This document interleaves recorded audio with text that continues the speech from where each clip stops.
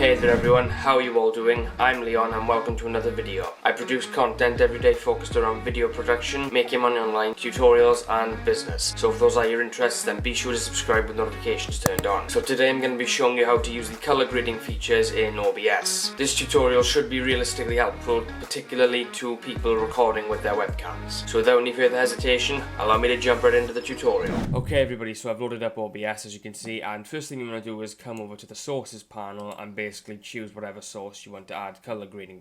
Well, yeah, just color grade. And come over to, where's it, color correction. So you got these three options, so color correction, color key, and luma key, which I'm going to call, for the sake of this, lumetri color. And essentially you're greeted with these options, so gamma, you can adjust and, well, de-adjust. And essentially you can adjust and decrease the contrast.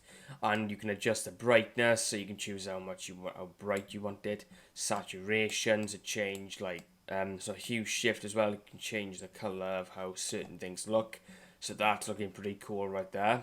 And yeah, so the opacity as well, so you can mess around with that, how visible you want it to be. And you can also mess around with the color multiply and all that stuff, but I'm not going to mess with that.